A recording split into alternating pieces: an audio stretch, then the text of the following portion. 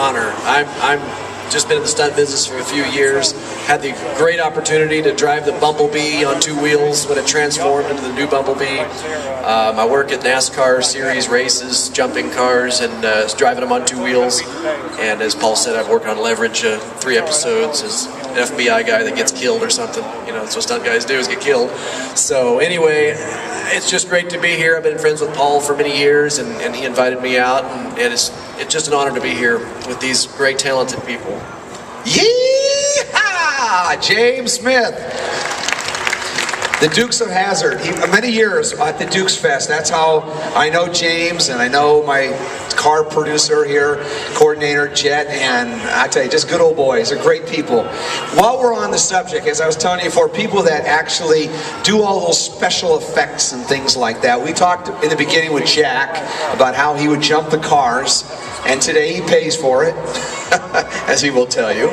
But because of that, it's iconic what they do. So let's give a warm welcome to David Hasselhoff's double and the original Michael Myers from Halloween 1, Mr. Jim Winburn. Thank you. And he brought his friends. Okay, thank you very much, Paul. Before I go forward, I gotta tell you that Paul Casey here is one heck of a gentleman.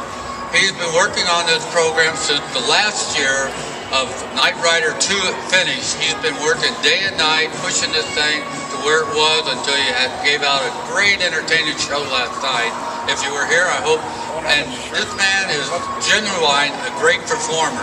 He performs all across the United States and Europe and stuff. He lives here in Nevada, and he works for nothing but the Children Miracle Network 24 hours a day. And I have to tell you, working with him and being a guest for 3 years here has been really a good privilege for me, and meeting a gentleman and a guy who is very talented. So I want to thank you. Thank you, James. Now, getting back to the real life.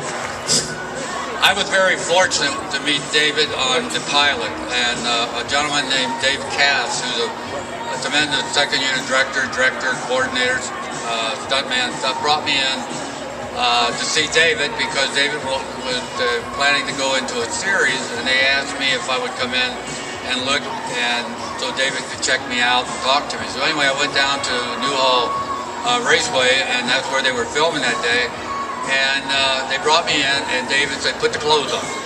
So I went and got the clothes on.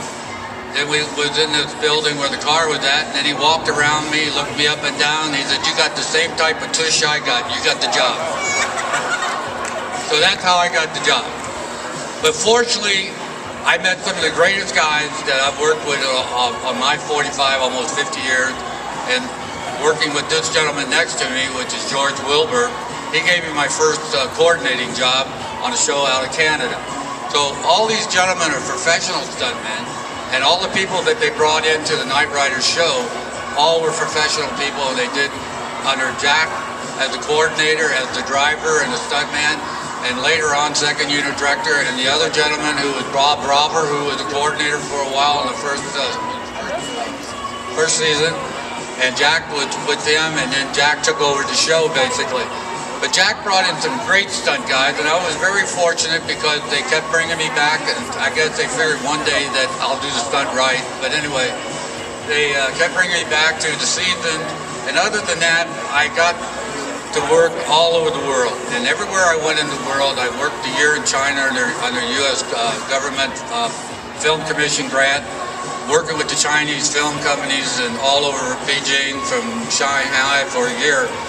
And I have to tell you, even the Knight Rider show is very successful in China. And if you hear it in Chinese Mandarin, you almost laugh because it becomes a real cartoon.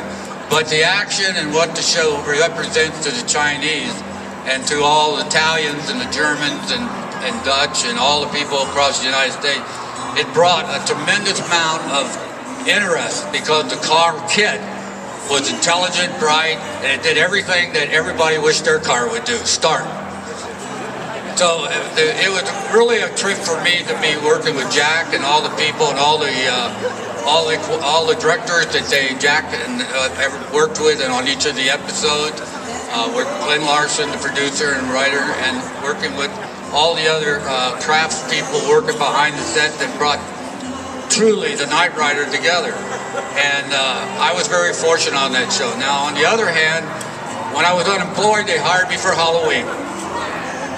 And working on Halloween, the original John Carpenter's buddy was Nick Castle, who's a tremendous director himself today and writer for television and everything. He did Last Starfighter, etc. He was a co-writer of The Fog.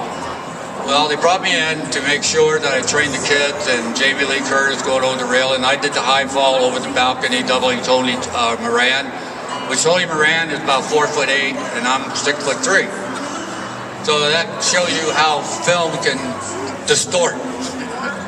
But it was exciting because working on the show, it was just a $300,000 budget show, which Donald Pleasant, who played the doctor, was the highest paid guy on the show. He got 20 grand for 1 week. Majority of the show people were SAG waivers, and there was only about 5 SAG players, plus Carpenter was the DGA, and Don Barron, the production manager, was DGA, and everybody else was non-union. So it was a low-budget show under the concept of what Deborah Hill, who was the producer and writer with John Carpenter, put the show together and created a thing where they used young teenagers and a situation where a man wears a mask, grows up, escapes from a sanitarium, and does macabre for a number of years until the sequel takes place, until Ron Zombie finished it off 2 years ago. But anyway, it's been really exciting for me because I never knew that film would ever be what it is today, with about 9 or 10 sequels, and it just keeps on going. And Michael Myers did a lot of things for me, which I never expected to do, and all the good shows that I worked on and classic shows that Michael Myers and Halloween.